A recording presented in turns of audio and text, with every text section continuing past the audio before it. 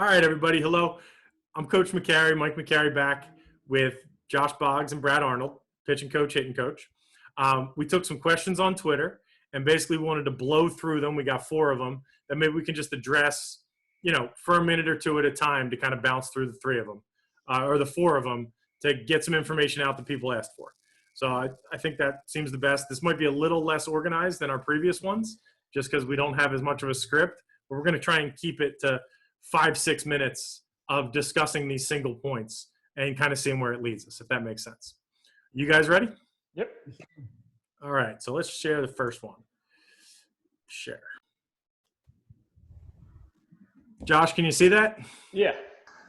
So, Mike, you being the resident expert, what advice would you offer the 2021 players, the high school juniors, and their coaches in the recruiting process now that they've kind of lost the big year, as most guys would call it, the junior season and summer? I mean, what would you tell those kids? What I would say is, now I can only speak for the way I've recruited and the way I've kind of learned how to do this. If you're a recruiting coordinator and you have a view that is both directly in front of you and a little bit larger, you should have been building out follow lists for about 4 years. So essentially, you should be compiling lists that you can always add to and delete from 2024s through 2020 at this point. And so by the time you're looking at 2021, I know me personally, we have about 85 guys on my follow list for 2021 that I was intending on getting out into the world this summer that I knew I'd see during certain stops or different camps or different places. A lot of guys function on that same idea. Our classes run a little bit different because obviously I need 15 to 20 kids a year. A Division I school, Division II school, maybe they only need 6. So maybe they don't need 100 kids on that follow list, but they've been compiling those things in a manner where they've been weeding kids out for a while with a willingness to add kids onto that list from trusted sources or from people they see. Kids develop at different levels. I think what the 2021s should do is they should get some comprehensive video on themselves that can be sent around. And showing development from maybe when guys had evaluated them in the previous summer to what they're doing now is paramount. If I had you at a fringe kid last summer because I saw you play for a 16U team or whatever it needs to be, and maybe I wasn't going to follow up with you, but I knew I might see you along the way. If you've now shown me a year of progress strength-wise, maybe the velocity's higher, maybe you're faster, maybe you're handling the bat in a better way. If I now see that progress, maybe you just made that list anyway. And now that evaluation is going to happen via video rather than me being around high school games or summer league games, if that makes sense. The other thing you have to be cognizant of is rosters are going to be swelled this year. It's going to return to normalcy little bit by little bit, but this is going to be a 4-year process. So you have to be hypersensitive as a 2021 of what schools you are most looking at, what programs you're most looking at, what is the best pathway for you into a program, academic needs and financial needs to kind of whittle down that process because you're going to need more bullets in the gun than just one school. Does that make sense? Yeah. I would add just focus. I mean, it's the same thing you tell players in game. Focus on what you can control. You've been gifted in a weird way 3 to 6, 8 months, depending on where you are, to develop. And we look at how many kids do we cross off and go, yeah, he's 20 pounds underweight. He needs to put weight on. Nope. Need to put weight on. Nope. Not strong enough. Nope. It's a golden opportunity to hammer that. Yeah. You're not doing anything else. Find a way to get stronger, get bigger, get faster. Find the one skill you have or you can really develop, whether that's an elite off-speed pitch, it's bat speed, it's exit, whatever it is. But find something that when I watch that video as a coach, I go, yeah, I'll take that. I'll take that bat speed. We'll teach him how to play second base. Or, yeah, give me that arm. I'll teach you how to throw it over the plate or whatever it is. But develop that one trait and spend the next 3 to 6 months being a guy that we can't say no to.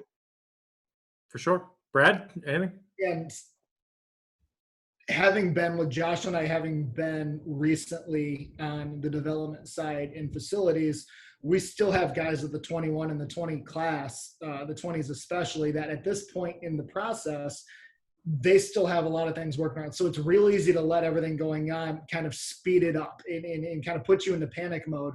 We're knowing that the guys who are a year ahead of you still, who are still looking for a place, they've got a lot of things working behind the scenes that may not be as clear on the surface with social media. And it's not too late. Even a year from now, there's plenty of time for. Yeah, I think what could be valuable is getting a good assessment of who you are, if possible. If you can make a video and send it to somebody, if you can, maybe not somebody who's recruiting you, but somebody who does this for a living, if you could find a way to get an evaluation on what you need to work on, because sometimes we don't know what we don't know. You could hone in on what you need to kind of attack this summer when there's not games. Absolutely. I think that could be valuable. I think there's going to be plenty of coaches out there. Hell, I'll offer up my staff.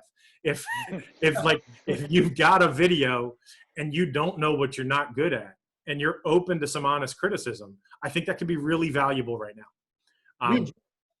Yeah, I think that could be a large stepping stone for you. If you don't know that you're not fast enough, or you don't know that your actions aren't smooth enough, or you don't know that you're underweight, how do you know to work on it? Maybe you need to kind of dig into those things as soon as you can.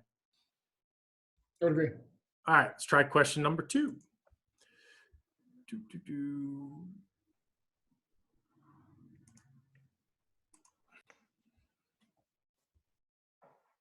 So if you were a high school athlete, Mike, as a multi-sport athlete, how would you advise an athlete to choose a sport heading into college? I think that the easy answer, and it's probably the right one, is that every situation is going to be unique to those guys depending on skill level and goal level.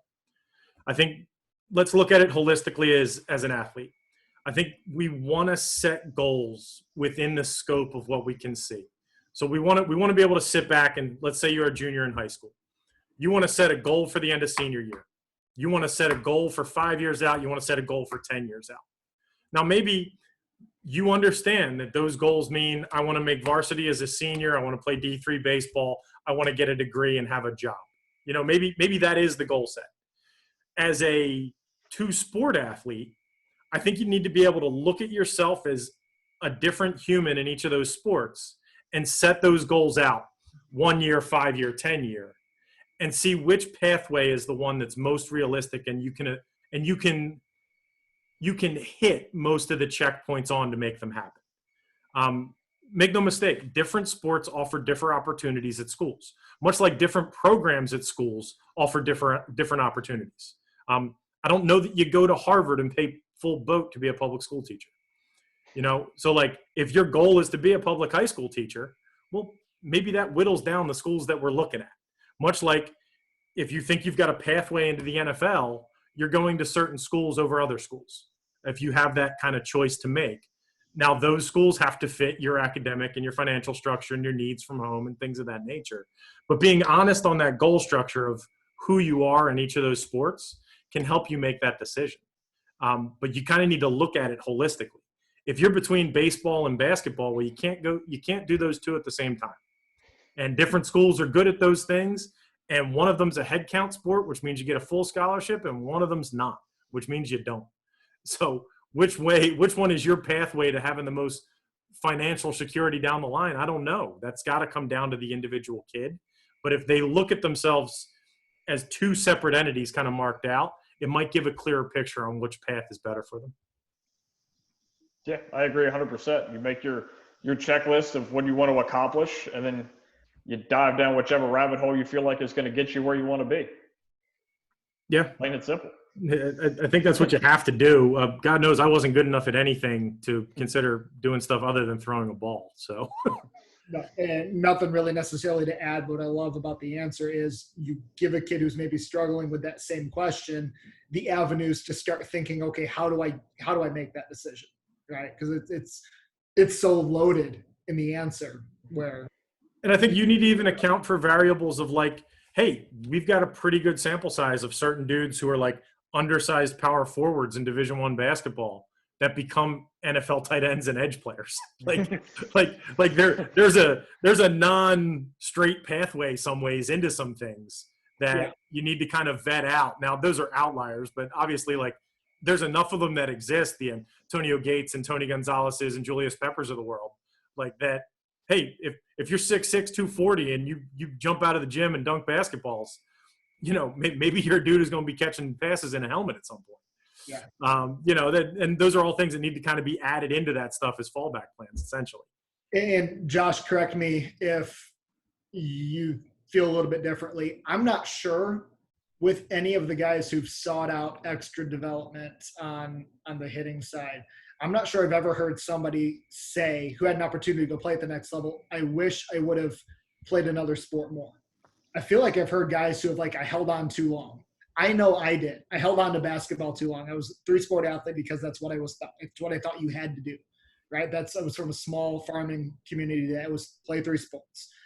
And I played basketball through my sophomore year just because it was something to do in the winter. And I lost out on extremely valuable time in the winter that I could have been playing ball. Because I played basketball. We rolled from whenever the season ended straight into tryouts or straight into the beginning of the season, where I remember it was at the beginning of my sophomore year. We were in a layup line for an actual ball game. We were going to go play.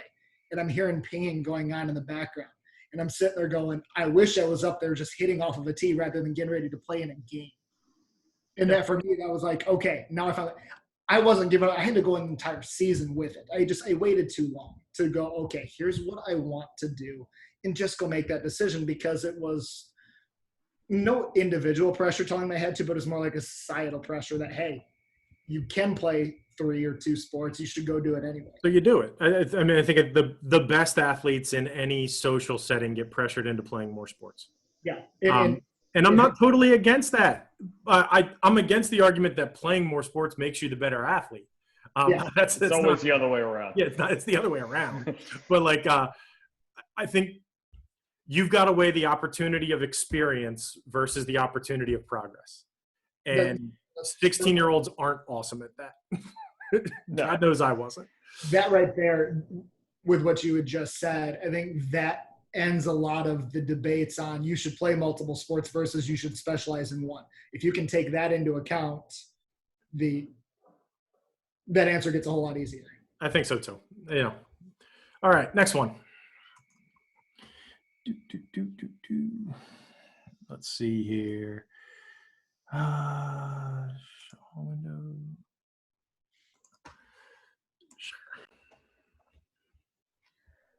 All right, the debate we've seen rage on Twitter: Legion Ball or the AAU tournament showcase baseball? Which produces players and gives players the best chance to be recruited? All right, so this is really a 2-part answer. I love what Legion Ball represents. I 100% love that there is a connectivity of instruction through the community. There is an identity of team that carries from year to year. And there is an ability for a kid to kind of climb a rung at a time through both a high school program and a local Legion team.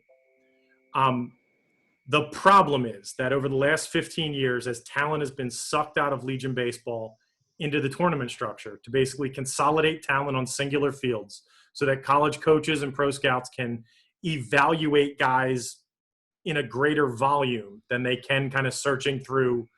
There's 3 prospects on a 30-person on a field with 30 kids versus there's 25 prospects on a field with 30 kids. The context of who you are in a baseball game is much harder to discern by watching Legion baseball than it is AAU baseball. To be said, there are some awesome Legion programs that have absolutely aided in player development and getting them to college and in doing stuff. There's also a whole lot of them that are awful, and kids are getting nothing out of being around them. And the 19-year-old who came back from his freshman year as an engineering student at the D3 school that didn't play baseball, that's throwing weekly innings on that Legion team, I'm learning nothing about the 17-year-old on that roster. Nothing at all. I lose the contextual evaluation entirely. So I end up with this thing where I'd rather be able to see your skill sets on a field of people who are going to play college baseball in the environment and context of a game on a college field and get a feel for who you are, rather than to go sift through a bunch of the junk I'd have to watch low-level Legion baseball. That doesn't mean AAU baseball is without its faults. A bad AAU program, a fourth-tier AAU program is just as bad as any Legion program. And the value is completely brought out by the competency of the people running it and the level of competition with which they are playing. So bad baseball teams, regardless of where they are bad baseball teams, and they're not helping you. But a good AAU team, somebody that runs a solid program, and I'm not just talking about your perfect game top 20 teams. I'm talking about regionally important teams. If you're on those rosters, there's been a simple vetting process already that got you on that roster that kind of cues us up to take a look. And then you're slotted on that roster in a way that allows us to rank you against your teammates to kind of find the best level for you. We can see, because we see every time you play, that the ACC pitcher is better than you. But I see you get the same kids out, so maybe you're a slot lower, and that's okay. I'm being given that context by watching that level of play in that game. If I watch you punch out 16 on a Wednesday night in a Legion game and nobody in that lineup is going to play collegiate baseball, I learned nothing. I have no comparative structure at all. So then I'm back to just guessing at how it plays in the context of a college game or on a team. But I do lose that. I lose on the AAU side, you having an identity to win baseball games that exists in kind of the every game counts Legion world. And I lose the how do you plug directly into my team emotionally and day out culture-wise that I think kind of shines through a Legion program in a different way. Does that make sense? Yeah. I'm not going to add anything. You know more about it than I do. But, yeah, I mean, it makes sense. Like, if I'm watching a dude just shove against kids who clearly aren't as good as you, I don't know how good you are. Like, I don't know that it says you're good or that they're bad. Like, I don't know what I get from that. And that's true of AAU and of Legion ball. If it's bad baseball, it's bad baseball. Like, I'd rather go and see – I'd almost rather you suck at a good whatever level and go, but he at least held his own. He wasn't embarrassed by the ACC kid. And I can go, okay, even if he went 0 for 4, he wasn't embarrassed in any of those 4 at-bats. That's better to me than you seeing 72 and hitting 4 doubles and a bomb. Like, I would hope you could hit 72 if you're a college player. Like, right. Like, I need the opposition to matter, And what I lose in the connectivity of the instruction and the community and kind of the rung climbing of the situation in the program, I get that contextual evaluation at a much higher volume on the AAU side. But like I said, there's really good Legion programs. They're awesome. I can go evaluate kids. They play Central Jersey has some awesome Legion programs. I will go watch a Central Jersey Legion game or Center of Pennsylvania. There's a couple programs that are awesome. I'll go watch them. But there's some teams that they'll play. It's not worth my time to be there to be able to check kids out. The same thing needs to be said about AAU. And just because you cut the check on the travel team doesn't mean it's worth my time to watch it. It has to matter kind of in that volume of who you're seeing and who you're playing. I think, and that's where I can't speak much to the American Legion side, but on the AAU or club scene, having both played and especially having coached. Brad, where did you coach? Was Team Colorado? Yes. Gotcha. Yeah, I remember. Being able to find a program that's going to value the development and the goals more so than you as a piece of the fundraiser. Yeah. Right. And I think that's where a lot of the knock, and rightfully so. Right. I've been on both sides of it. The knock to it is people are paying for the fake development or paying for the fake exposure. It can absolutely be that way. And a lot of times we force it so much thinking that, okay, there's a light at the end of the tunnel. I've just got to bide my time. You're not going to do that in an AAU program or a club program. Yeah. They've got to value the development side and have a plan in place for it to make sense, or else it's a waste of the time and financial resources that could go towards the amount of kids that I can imagine who are playing appropriately at a Legion level that are getting the private instruction on the side, good private instruction on the side. Now you're paying a fraction of what you would have. Right. and we're losing the connectivity of the instruction. Yeah, We're basically shopping our development to different places than we're playing for, which we see that model a lot in the Philadelphia area, and it's not ideal. The best developed kids that I see, and obviously I'm not nationwide, have some form of connectivity between the local involvement, the travel team they're playing, and kind of like a cooperative situation. I love the WCAC kids down in DC because a lot of them play for a high school team that then kind of splinters into a summer team, and they share similar instructors or assistant coaches or multiple players on their high school team through that summer team. And then they're together in the fall. And like, there's just some continuity of the instruction. I see them develop at a higher rate. I think Central Jersey does a lot of the same thing with both its Legion teams and its AAU teams. There's some connective structure between the player development and the games that helps push them forward. But I think if you're paying A and then playing for B and then going to school at C and all of them are mediocre or worse, you're not getting any better, and I'm not going to see you. No. Essentially. Like it's just not going to happen. Doesn't matter what world you're in. All right, last one. Let me see.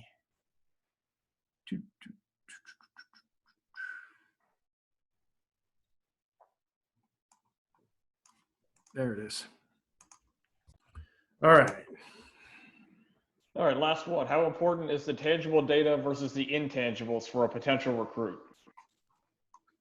I believe this to be a loaded question. Super loaded. This is the one that takes us over our time. All right, so think about it this way. College programs, there's multitude of levels of them. Look at them like college classes. Some of us are 100 level classes. Some of us are 400 level classes. Some of us are graduate level classes and or doctoral programs. Okay. The things that you can measure in a lot of ways serve as the prerequisites to get into those classes. Like it doesn't mean you're guaranteed a seat in the class, but like if you throw 74, you ain't getting into a 400 level program. It's just not happening. But that doesn't mean because you throw 92 that you belong in a seat in that class either. You might have C's in other classes on the way. But I think the measurables grant you access to different levels along the way that are very valuable. And then you're separated out by maybe things that are less measurable and things that are intangible. That's the easiest way I can kind of say it. And then secondly, I think there's some things that we're measuring that don't matter at all. And guys think they matter and they don't.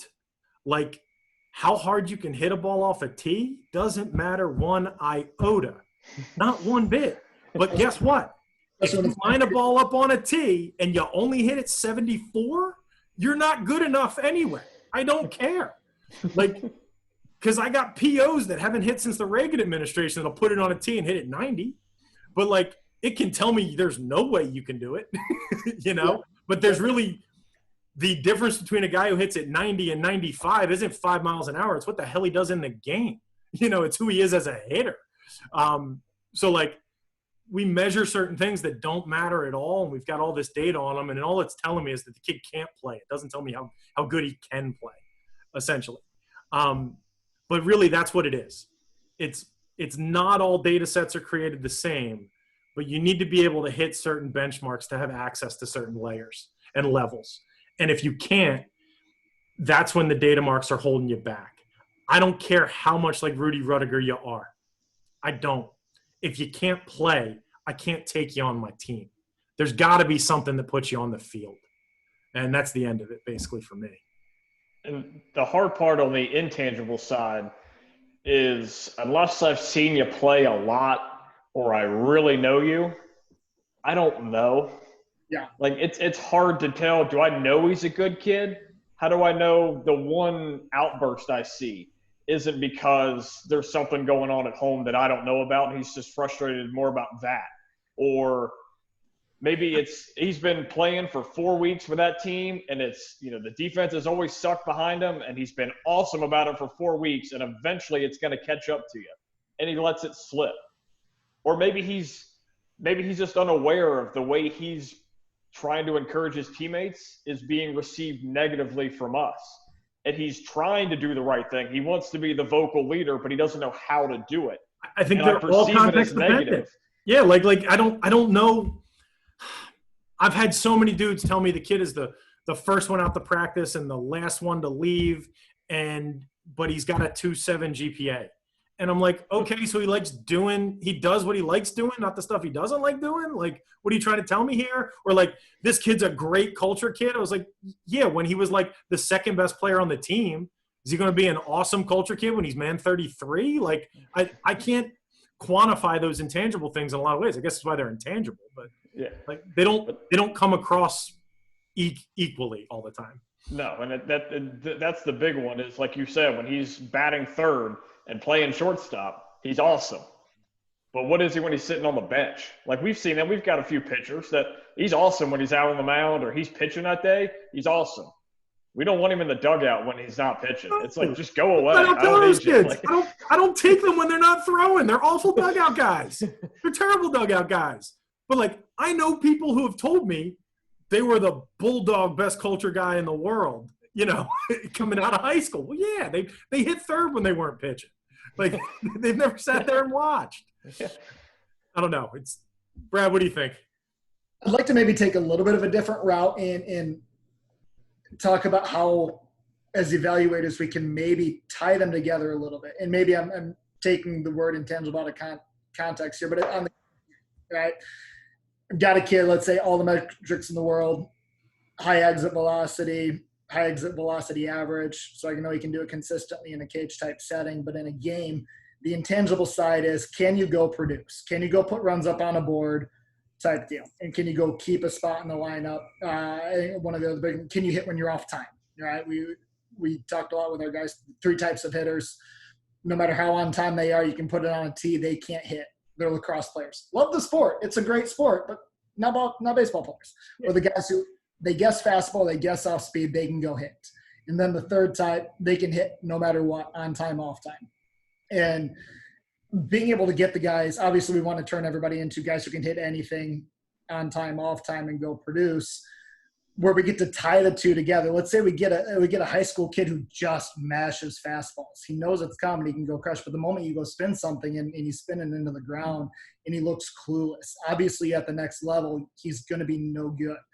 So where the data or the tangible data comes in, if I get some KVS readings on him and I see a kid, he crushes fastballs with a messed up sequence, he can't decelerate at all.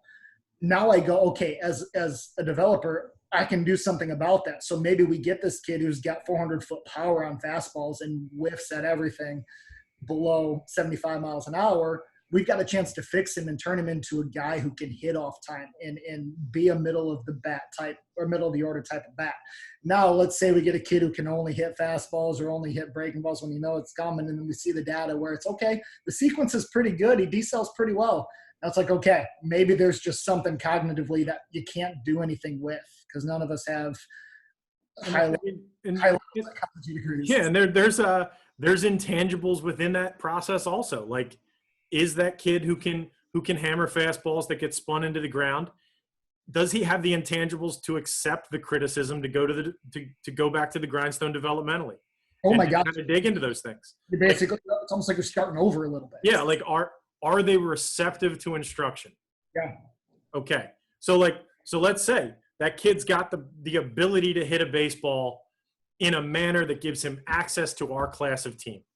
Now the intangible that we believe he can receive instruction to shore up his faults maybe puts him ahead of somebody else that doesn't, that we aren't confident is going to be receptive to that teaching.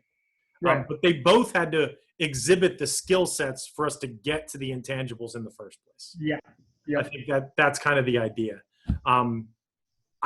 I love good kids, and I love that guys want to pump their guys up that work really hard. If you get to this level, everybody works hard. And I don't necessarily need the Mother Teresas of the world. I don't. I need focused individuals. I need goal seekers. They don't need to be the nicest kid. They don't. I need some dogs in that dugout. And I'm going to put it on me to rein them in.